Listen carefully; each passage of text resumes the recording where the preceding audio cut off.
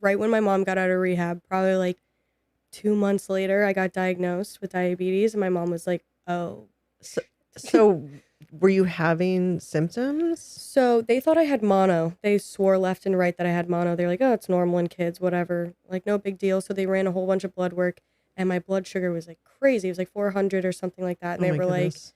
like, "Okay, we're gonna bring it back in. We're gonna rerun it, see if it was just a malfunction or something." It was even higher then, and then they pretty much looked at me and they're like, "Okay, so this could be an overactive thyroid or you're a diabetic." And I was like, "Oh, cool, cool." So then I got shipped to the hospital where they put me on an insulin drip, and they just like pretty much were like, "We're gonna just run some tests, really make sure like we know what we're seeing here is true, and then we'll get back to you."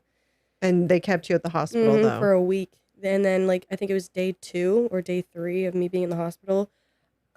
The doctor comes in with like the nurse practitioner, and they're like looking at me. They're like, "So it's not the thyroid disease, it's diabetes." And I just remember my mom looking at me being like, "It's okay." And I I looked at the doctor. I'm like, "Okay, I'm gonna kill myself then." And then the Oh. doctor was like, "Okay, no, you can't say that in the Yeah, hospital." we can't let you leave now. I know. She's like, "Well, Get you're the stuck. straight jacket. Yeah, You're yeah, stuck yeah. here now." And so that I was like screaming and crying, and they were like, "You gotta calm down." And then the doctor's like, "Put her in a wheelchair, take her outside, let her get some fresh air." Yeah, yeah, yeah. And I came back in, and I was like, "Well, this is my life, I guess." So